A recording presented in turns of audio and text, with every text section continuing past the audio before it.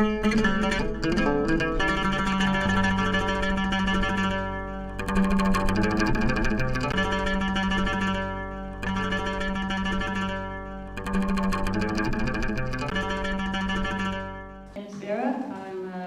a doctor yet, but soon, a doctoral researcher at UCL, specialising in community archives, particularly focusing on the Somali diaspora community. I'm really happy and excited to welcome Anette, who will be speaking further, but I'll first introduce her. So Anette completed her PhD in 2005 at the University of Amsterdam, focusing on praise poetry in Ottenhero. She began working with sound archives in 2006 and held positions at 3 different universities between 2007 and 2014 in South Africa. While her work consistently centered on sound archives and various collections. Since 2005, she has been based in Europe, working in Vienna from 2017 to 2020. She's now at the Center for African Studies in Cologne, where she continues to hold research positions. In addition to her academic work on sound archives, Anette also engages creatively with sound and has curated several exhibitions, including one on Mohammed Noor in Hamburg, which we'll be kind of delving into further, and that occurred between 2019 and 2020. And so today is a discussion of a book that Anette has recently published called Knowing by Ear. And in this book, it's an interdisciplinary exploration of colonial sound archives, particularly focusing on the Berlin Lautarchiv. The book investigates how phonographic recordings of African prisoners and soldiers during World War I captured voices that were often marginalized or erased from historical narratives. Hoffmann delves into the complexities of these sound archives, revealing the layers of colonial knowledge production, epistemic violence, and the potential for reclaiming subaltern voices. By listening closely to these acoustic fragments, she challenges conventional historiography, proposing that sound offers an alternative way to engage with colonial histories, beyond the visual and the textual records that have dominated the archival field. Through her work, Hoffmann encourages a critical practice of listening, which opens up new possibilities for understanding the past.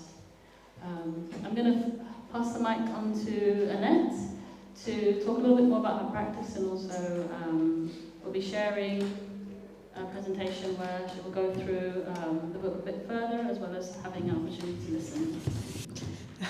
Thank you, Abira.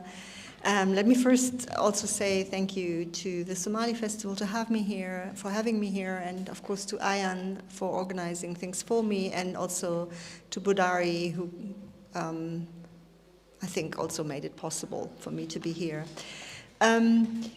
So I'm going to speak a little bit about the research practice that led to the book Knowing by Ear.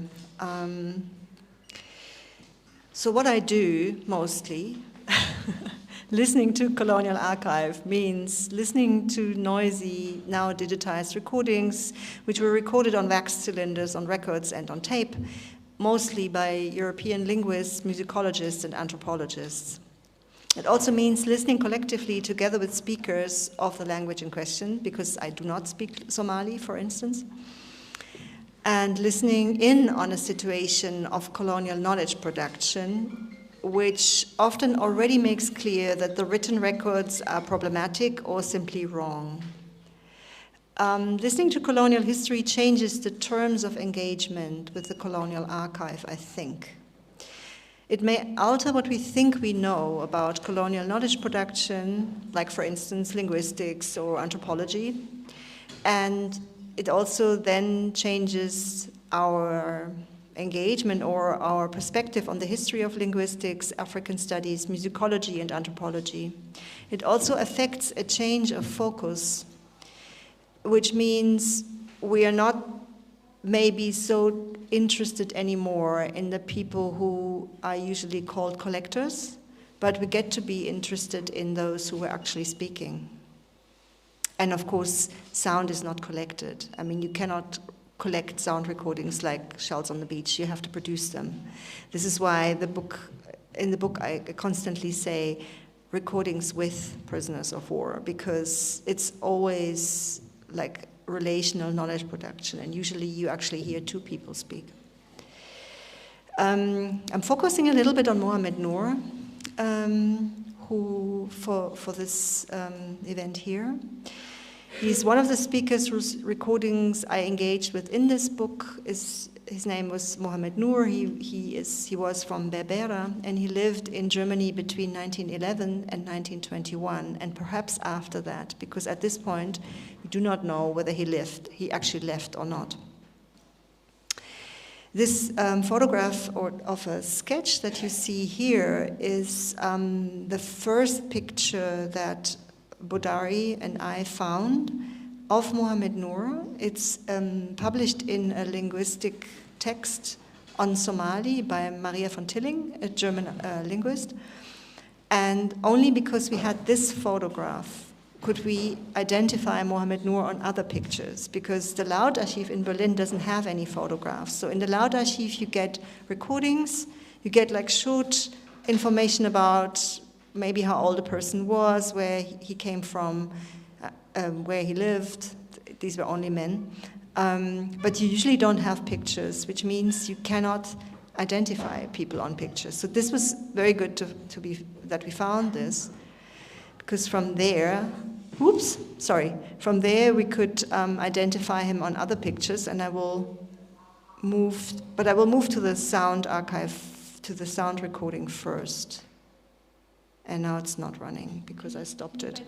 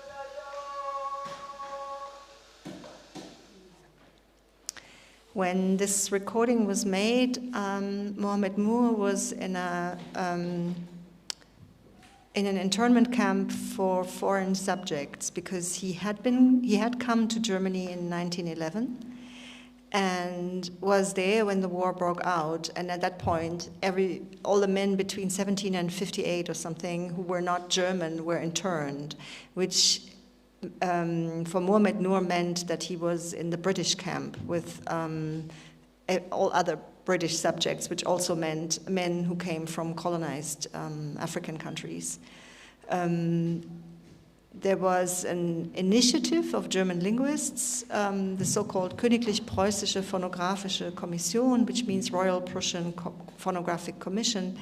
They traveled through all the prisoner of war camps and also the civilian camps and made recordings with everyone, not just African soldiers, but like everyone, like even German dialects. So they made like altogether more than 2,000 recordings in all kinds of languages. And these recordings are still kept at the Lautarchiv in Berlin. And that's when I got interested in them at some point. Not again. This photograph here shows, is actually a propaganda photograph. Mohamed Noor is the second from right? Yeah. You can probably recognize him, and this seems to be the barrack where the black men were interned in Ruhleben camp.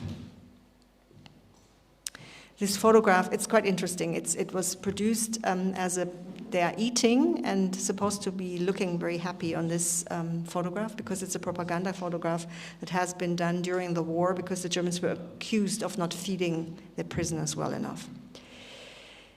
And this here is a photograph of a painted portrait by Max Slevogt, probably of 1911 or 12, which is held at the Museum Kunstpalast in Düsseldorf. So Mohamed Noor had come to Germany with a so-called ethnic show, where he was supposed to teach the children of that show, the children of the Somali performers in this show. But very quickly he had a fight with the impresario of this show because he wanted to make him perform on stage. But Mohamed Noor was a Muslim intellectual and he was not interested in performing. So he basically was stranded in Hamburg with no passport and no money. And I think that's when he started to work in other shows where this painter probably saw him and asked him to become a model for his painting. And I think he produced 3 bigger paintings and at least 7 drawings of Mohamed Noor. But for all this research, like around his visual trace, if that's what we want to call it, the sound archives were the beginning. So I started off with the sound recording and with what I found in the Loud Archive, and from there I looked for more information about him. I think that's it on the Mohamed Noor part. Yeah. Thank you so much, Anette, for sharing this. I mean, I was quite moved by the book and by hearing how little someone that does work in archives. You often the things that I come across are visual, textual, things are often missing, misrepresentation, and there's quite a violent interaction at times. And so, as you mentioned, the sound archives is an opportunity for them to speak back, and to be heard. And you mentioned often those who are recording are unaware of what they're talking about. But I want to go more into the kind of enterprise and the connection of anthropology with colonial expansion and how that was often an opportunity for voyeuristic academic projects. And so I wonder how we might rethink about these archives today, and how to give voice to the people whose stories were marginalized or distorted. How do we reconcile the epistemic violence inherent in their creation? How have you kind of done that through your work? You mentioned that this has been a long time coming, and if you could speak a bit more about what, better maybe to better understand the context. As you mentioned, they were prisoner of wars, but understand these were people who were conscripted, were in a way held captive, and caught in this enterprise. Yeah, I mean, in this book I have tried, particularly in the chapter on Mohamed Noor, I have tried to make this connection between the camp and the ethnic show. Because these ethnic shows have been, like, during World War I or until World War I, these ethnic shows have been running already since a while, and they had a huge amounts of visitors. There was, for instance, like one colonial, I don't know exactly what it was called, an ethnic show that was presented in Treptow, and I think there were like 1 million visitors in Berlin, which means at that time, basically everybody has seen this show statistically. So for many photographers, for artists, for anthropologists, for linguists, the fact that all these men from the colonial armies, and these were not only Africans, they were also Indian, a lot of Indian soldiers, for instance, were in these camps in Berlin, somehow was received as another opportunity, to stare at foreigners. I mean, just have to say it like this. I mean, people went on Sundays to Wünsdorf to actually stare at the foreigners in these camps. And this Royal Prussian Phonographic Commission was also one of those, opportunistic practices of using the situation. You know, like on the one hand, it was very practical. I mean, all these men were already there, and then you could record them. And on the other hand, particularly at some point, the ones who worked with African languages, like for instance the Colonial Institute in Hamburg, they knew that if Germany would lose the war, they would lose the colonies. And then there would be nobody to record anymore. Because these practices the early practices of recording were all, in a way, in a colonial context. So they made use of the fact that the prisoners were in these camps to record them. And particularly the people of color were also had to undergo like racial research practices, like measuring people, photographing people in a particular way. And we have to see the recording in that context. It is not outside of it. At the same time, it's also not the same. It's not outside of it, and it's not the same. So I think because if you speak into a microphone, there is a lot of choices you have. Because I think in the case of Mohamed Noor, he was just asked to sing something traditional. I mean, notwithstanding that he was actually an intellectual and that maybe singing these kind of traditional songs that the linguist had in mind was not necessarily what he would do, right? But he also had possibilities to say certain things. So like, for instance, in the first chapter of this book, I'm describing how a Wolof prisoner of war named Abdullahi Nyang uses the situation when he gets recorded to actually petition, to actually say, look, we do not want to be deported into another camp. Because the soldiers had heard that there were deportations going on, and they were like, no, we want to stay here. Can we stay here? So people used the situation of recording to petition in a particular way. But at the same time, of course, it is in this framework of colonial knowledge production. But I think what interested me from the beginning with recordings was that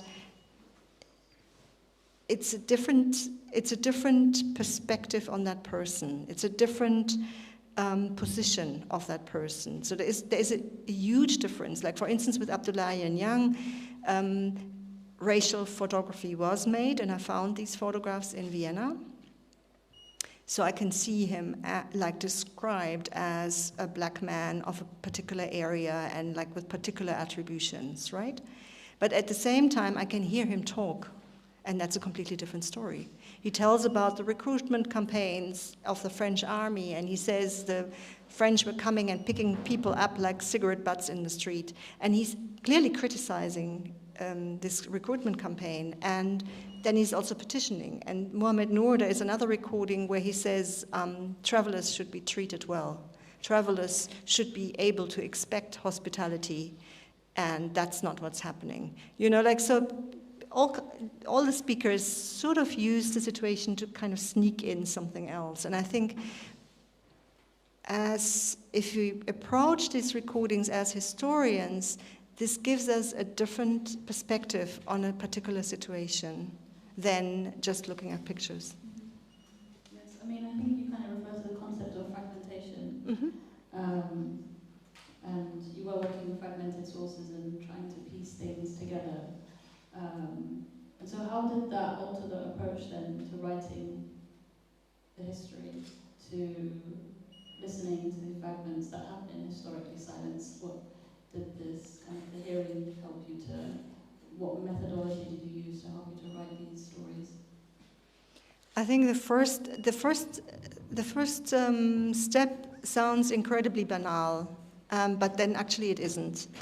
What you need to do is you need to stop listening to these recordings as linguistic examples. You have to listen to them as text or speech or poetry. These are not just linguistic examples. There's somebody speaking and this person is trying to say something. Not always. Sometimes they only count from 1 to 10 and then there is no message in that, right? But sometimes there is. And I think you got to get to actually listen. And that listening is often collective listening. You need to listen, like I, for instance, listened together with Budari, and Budari translated, but he also engaged very intensively with these recordings. In other words, it can only be done with some other people who speak the languages, but also with people who are interested and who are willing to engage with these recordings over a long time.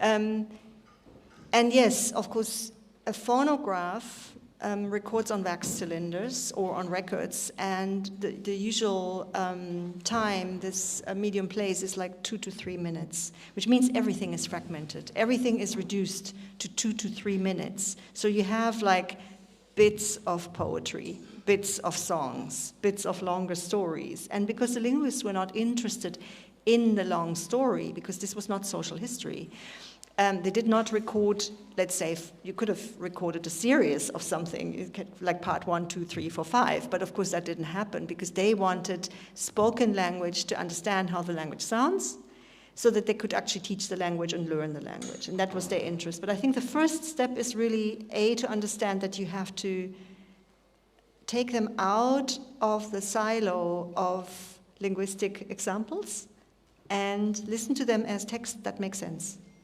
And it sounds incredibly banal, but it hasn't been done.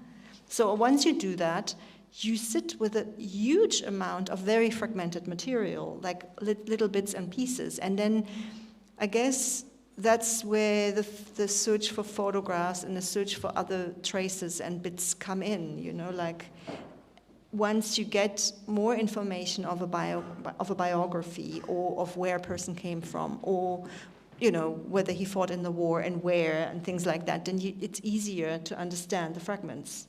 So you need like a lot of different fragments to get like a puzzle that still has a lot of holes. I mean, it does, like you said earlier, it takes a text of work, a lot of Yes. research and collaboration with Cordeli because there are elements that are hidden to you that he may be able to uncover, and it's and you mentioned that, and it's interesting to think about the wax cylinders and the materiality of the archive and how that limits what can be known. And we were discussing earlier this idea that often sometimes we are left with missing pieces, and sometimes you try to create a narrative, but also there are limits to what can be known, and how we can try to create stories, but also not to burden those who are in the archive, who have already been burdened with more, and to carry the weight of our history. And so I was interested in thinking a bit about your relationship with Baudelaire and wanting to know a bit more about how he influenced your interpretation of the archive and what you were able to bring as well as someone who is German.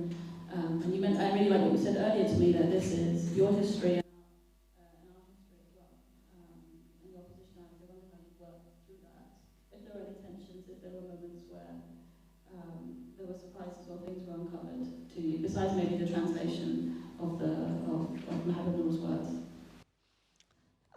Yeah, thank you. I mean, let me start with myself. I studied African studies, and it was really very conservative and very problematic. And at some point I was just, okay, I just finished it, right? But then I went to Amsterdam and did my PhD in cultural studies, and I thought I'll never have anything to do with African studies or anthropology again, because I thought this is so colonial. And it didn't, I felt it, you know, it didn't really leave these boundaries, and it was like very helpful to move to South Africa and have very hard discussions on this kind of knowledge production. It was very, very useful for me. And when I did the first exhibition on sound archives, that was in Cape Town in 2009, it was about recordings that were produced in Namibia, also by a German researcher. And there was this young student from Namibia who approached me and said, "Why are you doing this? Why is it you? Why are you doing this? You as a white person." And I said, "Look, it's also my history. This guy who did this racist research is also my racist uncle. I mean, that's my history. That's your history, but it's also my history. And we're in this together, whether we like it or not, right?" Yeah, so I think the sound recordings, giving it, like in the way in which they give another perspective on history, they give another perspective on my history as well. You listen in on a moment of producing knowledge. And I think that's very unique. That's something that you don't get usually. I mean, you can say you get that with every photograph, but I think a time-based medium where somebody actually speaks to you through time also is a different experience in that respect. So you listen in on colonial knowledge production. The Bodari I met because I was, at the time when I started translating the stuff or getting the stuff translated, and it took me more than 10 years to to accomplish this. I was living in Cape Town, and in Cape Town there are also many other Africans from the continent. So there were lots of Somalis. So I was speaking to lots of Somali newspaper sellers about these recordings, and then somebody said, yeah, okay, I can listen to them and maybe I can translate them. But he listened to that and he said, nah, that's different, and he didn't really want to do it. And I was a bit desperate for finding someone, and then I was Googling Maria von Tilling, who is the linguist who wrote the text together, the linguistic text together with Mohamed Noor when he worked for the University of Hamburg, which was after the war. And then I found this text in Somali, and under it was an email address that I could actually read, and it said Bodari Wasame. So I wrote him and I said, I think we're searching for the same guy.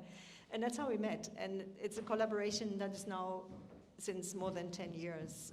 We're working on that thing together. And I think Bodari always said he still wants to write the autobiography, the biography, of Mohamed Noor. And I think, yeah, that would be for him to do and not for me. Thank you for that. Yeah, Bodari is here. I hope you give us a wave. Yeah, I met Bodari. He came here actually, was it 2017 or 2016 where he shared, 2016, gosh, where he shared the sound recordings of Mohamed Noor. And for us anyway, it was quite well, we have these oral traditions. It was, they're passed on. But to hear something of that time, it was quite affective. The kind of the emotional encounters of listening to his voice and being able to hear his experiences, or at least again fragments of his experiences as well. I wanted to talk a bit more about I guess the commentary and how actually these archives offered us commentary on the First World War, and often, as you said, the linguists were only interested in collecting different dialects and different languages, but actually these archives were recording history and were able to provide us a perspective that wasn't often heard. I wonder if how that can start to add to the literature, add to knowing the past, because often, as I was saying, engaging, we are aware of that Somali soldiers and other African soldiers or colonial soldiers were involved in the First World War. I wasn't fully aware of the conscription and the level of, there was a phrase in the book that referred to the World War, or that process, as the capture of the living, and people were aware of it and referred to it also as an abattoir. And that, as you mentioned, maybe if you want to kind of speak a bit more about actually how this related to the First World War and that process. Yeah, you were mentioning this. I just have it here. It's the recording with Samba Diallo. And he says, "Death does not spare anyone. The strings of death do not spare anyone. The war knows nothing good. The war of the white. It knows nothing good. Catcher of the living. The war is no game. I came to the lion's field. The lion eats the men. Catcher of the living." So there's a lot of very dramatic content in the Loud Archive. And I think it's dramatic because of effectiveness, right? Because it touches you. But it's also dramatic because we do not know these soldiers' takes on that war. I mean, it took a long time before anyone even acknowledged that there were actually colonial soldiers who have a history of that First World War. It's like maybe, let's say, 20 years ago, I think maybe the first publications came out. It took quite a while because before anyone was interested in Europe in 1 million Indian soldiers and hundred thousands of African soldiers. And what were their experiences of this war? We just didn't know that, right? And I think the Loud Archive has recordings only with men who were either conscripted, and most of them were in the war, and then a few civilian internees. So this is a massive oratory of people speaking about that war, right? And these African men, of whom many went home after the war, I mean, some stayed, or some, like Abdoulaye and Yang, died of tuberculosis on the way home. The Congolese soldier married a Belgian woman and stayed. Of course, these biographies are very diverse, but many of them went home, and they 100% sang and talked about their experience, but it never arrived in Europe. So basically, we don't know that story. So all of a sudden, you have this massive oratory of spoken and sung text. And I think this is I think I'm just scratching the surface, really. So I mean, it took me forever to write this book because I also had a lot of theoretical work to do to kind of think about what kind of status do these recordings actually have, and what's the difference of listening to a recording or reading a text. But I still think there is a lot more work to do. And I think it would be nice if people who actually speak the languages do the work, and not people like me. And of course, one of the big problems here is access, because the recordings are in Berlin, right? I mean, they're digital now, but you can't find them online, which I think is probably right, because there is a lot of very emotional, sometimes private content, and you don't want to just throw it out there like this. But I was part of an initiative to restitute these recordings, and I had to step back from the project because all of a sudden it was clear that the institution's practice was quite inconsistent. So I had to leave the project, but I still think that these recordings should go to African countries, and also maybe to archives in London and elsewhere, so that people have actually access, and that more people can actually work on this. Because I think it's a massive archive on that war as well.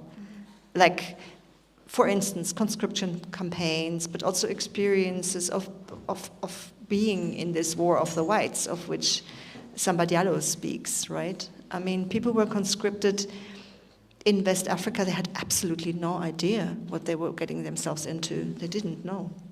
And some of them also enlisted. I mean, there are many Madagascans, for instance, enlisted. And there is one recording in this, on which I write, where a man from Madagascar reminiscences about how did I actually get into this war? And he tells the whole story of like a broken family and all kinds of problems, and then as a young man he enlists, and then he ends up in this horrible war, which of course he didn't expect in this way. So there's a lot of that kind of material, and as I said, I mean, there are 2,000 recordings, of which 450 recordings are of African speakers. So there's a lot of work to do. I was really interested in when you begin to talk about what happened north. You first start with Toby Roberts' caricature of Ellison, and you said how he describes the African men he met as illiterate, simple-minded, and overwhelmed by the situation of captivity. His prose presents their language as a strange, unintelligible idiom, and that he refers to him as a madman because he speaks out against this being recorded, and that they couldn't perceive that they would have the capacity to understand. Can you talk a little bit about that? Because I wanted to know a bit more about this, because as you engage with the archive, and you mentioned that there was that work where you were able to understand that actually he was fully aware of what was happening, and sometimes if you were to see this commentary, then you would have there is that awareness that we are presented as savages, as illiterate, simple-minded, but the sound if I'm correct, allows you to kind of contradict that or to actually challenge that idea of the figure of the black internee. Yeah, I mean, I think the best example for this, and this is what I was trying to do in the first chapter on Abdoulaye Niang, the tirailleur sénégalais from Senegal. I found, so I traced him. I tried to find his traces in Europe, and I found a whole bunch of anthropometric photographs of his body and description of his body, and in an archive in Vienna, which goes back to physical anthropology. So in that archive, he appears as a Wolof.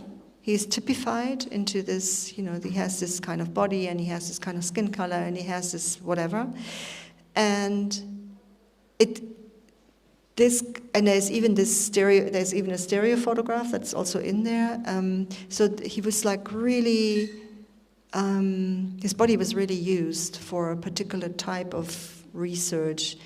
And then the recording seems to be entirely on another plane, because he basically appears as a political person who says, okay, there's a French colonial government and they have a conscription campaign, and for us this means no good.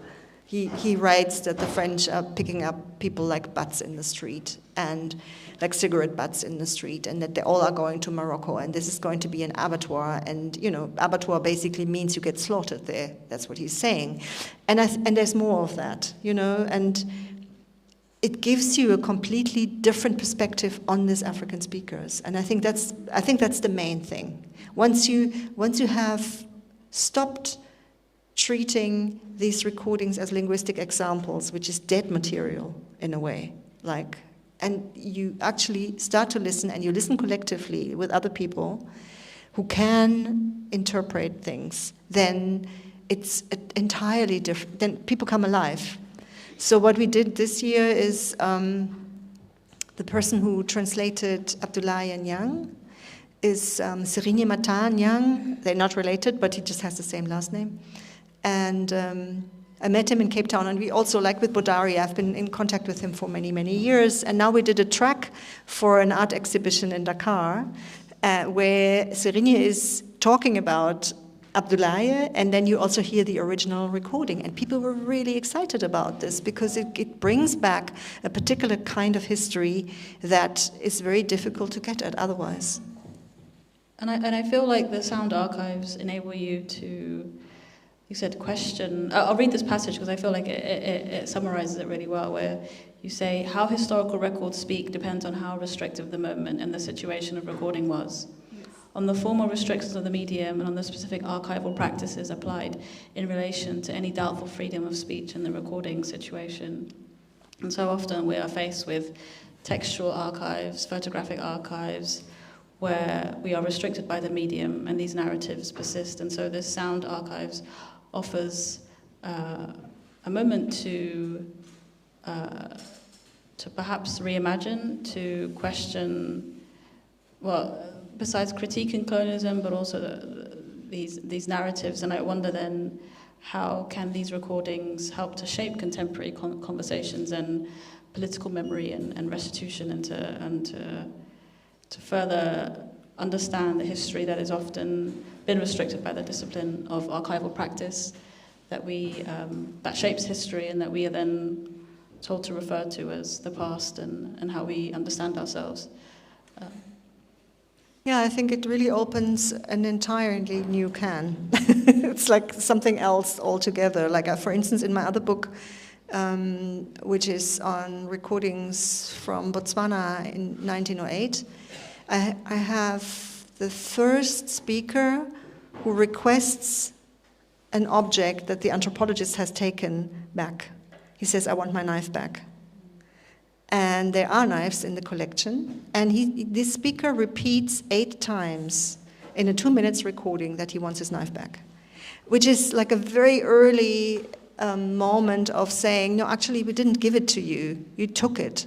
Give it back to me now, And there's another speaker, for instance, who speaks of forced labor on the farms. And you have like these things that don't appear elsewhere. Because in the colonial archive, these people are not the speakers. They are spoken about, and they are written about. And then as speakers, of course you don't get, again, you get fragments, you don't get the whole story, you get like bits and pieces and flashlights on something, but it still gives you a whole new perspective on things. And I think, yeah, the difference couldn't be any bigger. Like another example is like one Somali speaker who is in one of those ethnic shows in Berlin. And usually, I mean, there's a lot of writing about ethnic shows in Germany. And they're all based on photography, because these ethnic shows produced a lot of photographs. And I think if you look at photographs of people who have been presented in a particular way or are performing, your mind is on representation, visual representation. And that's why most of these texts are about visual representation, right? But then Bodari also translated one of the recordings of a man called Shire, who is speaking from such a show, also recorded by a linguist, and he says, "Berlin, I came here because of the money. Hard times fell on me and I had to earn money." And then he addresses the audience and said, "You could be in the same situation." It flips things around entirely. It's like all of a sudden it's not really about being represented as a savage or whatever. It's actually about, look, I'm just working. This is my job, right? I have to do this because I need the money.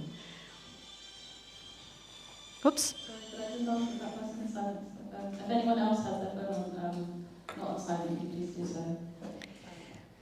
How are we doing for time? 7 o'clock. Maybe we should open to the audience, or do you still have a question? One more. Well, I think, the point that you were making, I often look at museum collections, and if you were to see where the objects come from, it's often donated. Yeah. Yes. Or they just magically end up in the museum and nobody tells you how exactly, right? Yes, and they are responsible for the collections, and actually, these sound archives speak against that and actually challenge that these collections came with consent and challenges the ownership of these objects that still remain in museums. I guess finally, I think I wanted to think about what next and how we can take these sound archives. There was something here that I wanted to reference. Sorry, let me find this is something that you said already around listening to the colonial archive interrupts and questions the persistent reverberation of entrenched Eurocentric narratives and imagines an arrangement of what could have been done differently. And you said that translation can be a strategy for extending what is available in the present as arguments and texts, which is an attempt to undo the aura of the exotic, strange, and unknowable. And I guess I'm wondering how then we can know by ear and to what history, or how, I guess I'm thinking of what next for us. For me as a fellow Somali listening to these archives, it helps me to better understand my past and the journey of others that came, and there's an opportunity to further uncover histories and to do further work. And I wonder where you see these sound recordings going. You mentioned that potentially going to others, other Somali institutions. What are the possibilities for the future for these archives? I think there is a lot of interest in them now.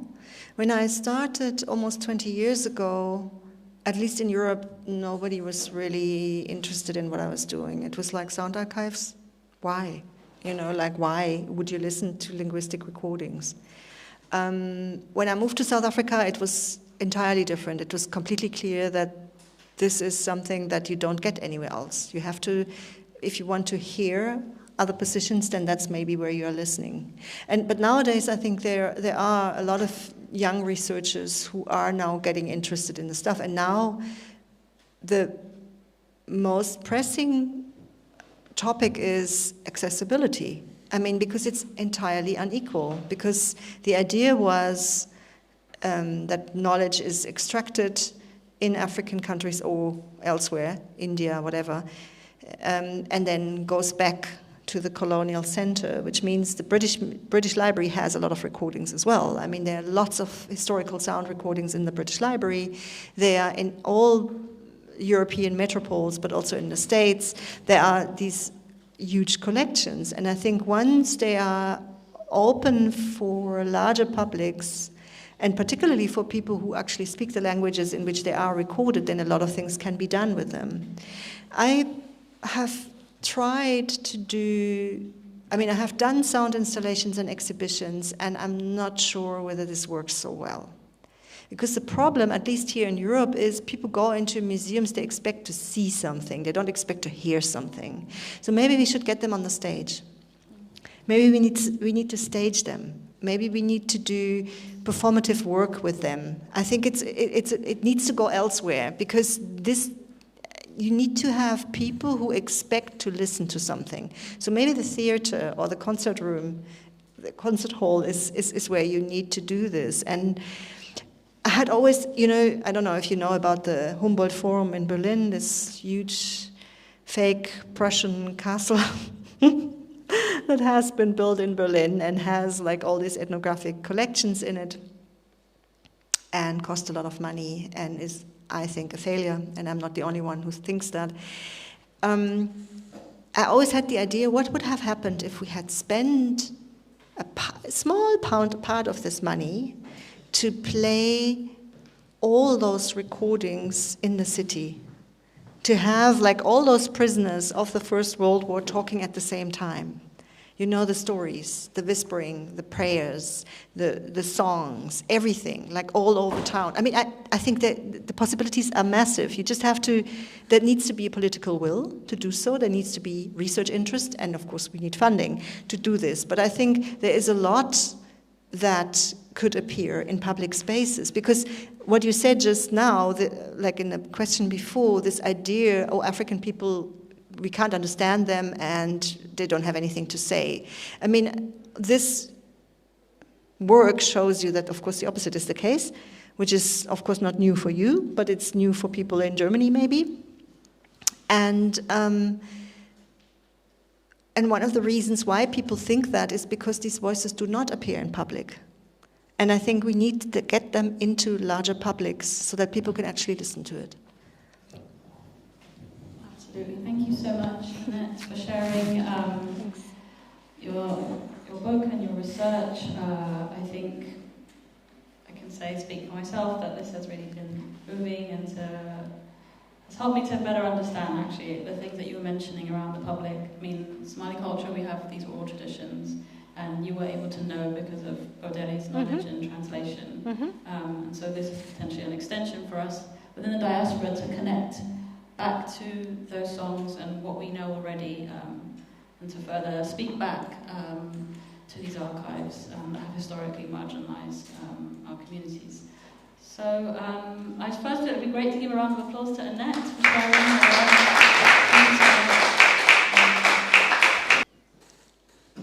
This is a tough thing to say, but after 20 years, I think you cannot expect these institutions to do this. I don't know, my experience is not that this is happening. So the only thing you can do is claim the material and tell the story yourself. I think the important thing is that the material, like the sound recordings, the photographs, I mean, it's all digital. That stuff is digital. It could go anywhere. I mean, you could have, like, this collection could be in Somalia, it could be in London, it could be anywhere. Digitization makes this possible. And then in some cases in South Africa with the other book lounge, I was asked, but why can't we have the original records? And I mean, I think in principle, yes, but I mean, the other question is it necessary? Because as I said, like for instance, the wax cylinders, what you have now are copies anyway. Like there is no such thing as an original. What you actually need is like, for instance, the digital material. But then I think it's up to other researchers to do the job, really, because you cannot expect these institutions to, because ethically, they shouldn't have it. I mean, that it shouldn't be there, you know, it shouldn't have been produced in this way. I mean, imagine, like, so you have like thousands of young men who have been fighting in a war that wasn't theirs, right? And instead of bringing them food and warm socks, you go there and record them. Why? I mean, this whole thing is questionable from the start. It doesn't mean that you can't use the material in particular ways, because I think sound recording allows for refusal. So the people who didn't want to be recorded were not recorded. Like, there is an example also in the book. I think there were people who said, I'm not speaking in this device, and then that was that. So I think you can safely assume that the people who were recorded wanted to be recorded because they wanted to say something else, you know. So I think it's good to work with this material, but that must be diversified. Much more people need access to this. So it's really a question of access, because, as I said, I mean, after the book was done, I went to the Loud Archive in Berlin and I said, I want these digital recordings to go to African institutions. And then the director of the Loud Archive said yes. Digital, which means nothing is lost. Nothing is gone. You still have what you had before. It was really only about the digital material. So I said, I think they should go to African institutions. And the director said yes, okay. So we applied for funding at the Deutsches Zentrum Kulturgutverluste, which is an institution in Germany that pays for these processes. It comes from an institution that was originally there to restitute Jewish like artworks that were taken from people who got killed and things like that. And then it was extended to colonial collections, right? So there is money. We got the money. And just before, and we had a lot of conversations about this. And it was also, the difficult question is, of course, also who needs to get those recordings. And my approach was first to let go of a somewhat essentializing and often also romantic idea of source communities, but rather say, give it to big research institutions that are as accessible. So the idea was to start with Cheikh Anta Diop University in Dakar, which is a hub where many researchers from other African countries are also working. So all the 450 recordings were supposed to go to IFAN, Institut Fondamental d'Afrique Noire, which is at Cheikh Anta Diop University. A few days before my contract was supposed to start in this project, the director told me that he needs to talk to the legal department about this. And I said, don't do it. Don't talk to the legal department. Let's just give it to them and then talk to the legal department after it's done. Don't talk to the legal department. And yeah, we need to do this. And I said, no, we don't need to do this because you still have the records. It's just the digital stuff. Nothing is lost. You don't have... Okay, he went to the legal department and he came back and said, they won't allow. And then I said, well, then I'm not then I'm not part of this project. And he said, yeah, but we can, we have 2 years, and I said, no. The basis of this project is return. We wanted to return. If we're not doing this, I'm not part of the project, and that's how it ends. So it's difficult, in other words. The institutions are conservative, and this whole conservative move in Europe, or fascist move towards fascism in Europe, is not making it any easier, I'm telling you. So, and I have been talking about that many times. Like, for instance, you show a set of photographs. I showed a set of photographs from a museum in Vienna at a conference in Windhoek, Namibia in 2018. After that, all the people on the photographs were identified, which means the museum has gained information. They get something. By sharing, they get something. They're not losing anything. They're getting something. But they still don't want it. And I must say, I'm out of my wits now. I really don't know anymore. So what needs to be done is force the institution to share the material. That's the only answer I have. And what about the art researchers and some of the human institutions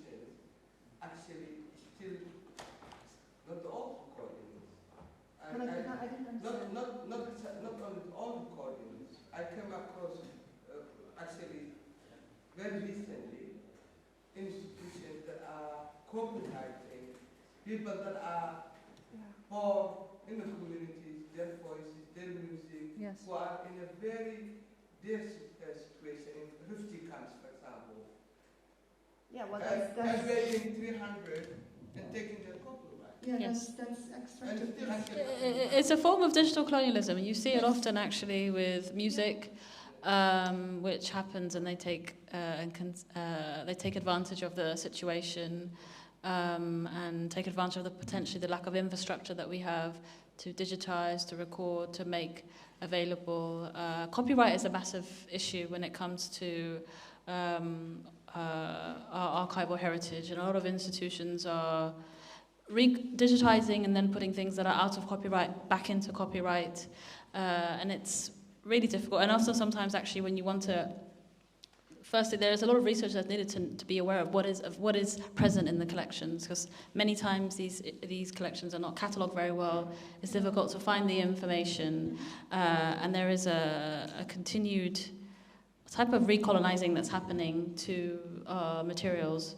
And it's very challenging. I think sometimes resource allows you, if you can get the funding, to digitize the materials, because most institutions will not digitize. But I've also been in situations where, and I won't name the institution, who insisted on photographing a 3D object that I wanted digitized so they could maintain the copyright.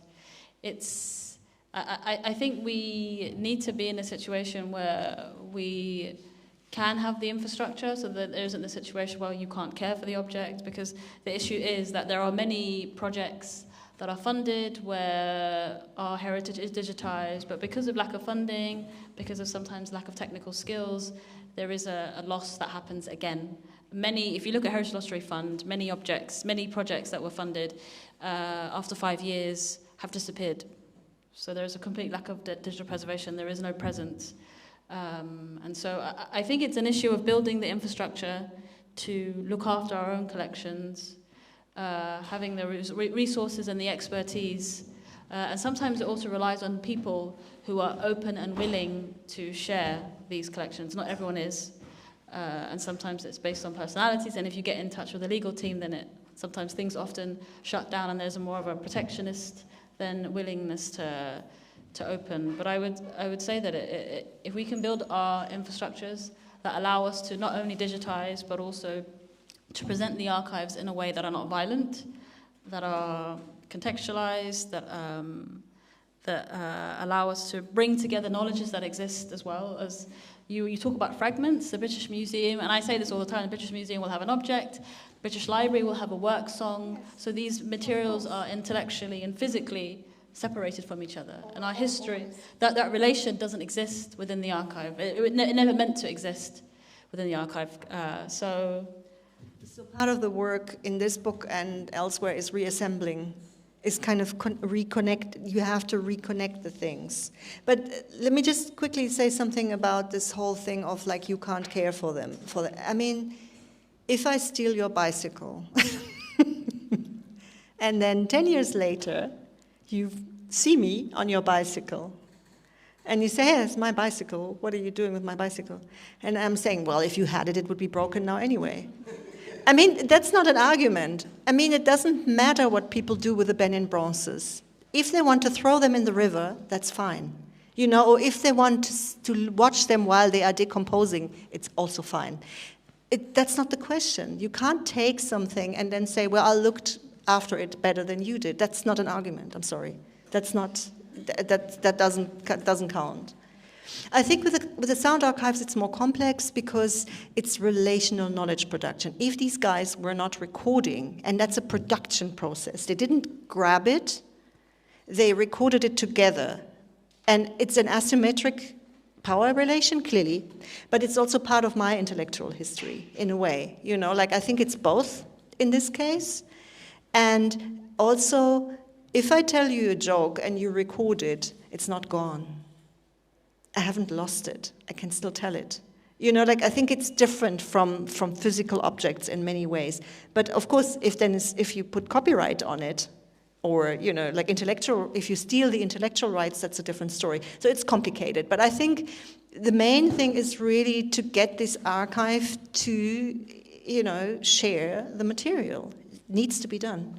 There's no way out of it, really. And I think, I don't want to carry on, but I think also, maybe this relates to what you were saying, Jama, as well, the discipline of archiving and archival practice means that only certain individuals and expertise have the capacity to look after, to manage collections, to know, can decide what is history and what isn't, and who has the capacity to talk or the authority to look after these records. The practice of what happened with the British Museum, where a lot of things were stolen, I think continues to call into question. So this is a racist science, really. These disciplines have come from this, and so I think building our own structures outside of this, but also working when we can in collaboration with those who do understand their science. And I think there's a book called Braiding Sweetgrass that talks about this coming together of indigenous knowledge, scientific knowledge, and our story, and trying to weave together both of these histories, because we exist and live in both of them and have to navigate them. It's a difficult question. I know that the Lautarchiv in Berlin is regarded UNESCO World Heritage, or at least there is a process, maybe it's in the process of being recognized as UNESCO World Heritage. But there are no strings attached. It can be UNESCO World Heritage and still only sit in Berlin. So in that case, the answer is no. The institutions the argument in Berlin is always, but people can come here and do the research. No, they can't. You need a visa. You need God knows what to go to Berlin and do the research. That's not how it works, But I don't think the UNESCO is certainly not interested, it seems, in that part. And otherwise, no, I don't know. I think the ICA, I think, is it international...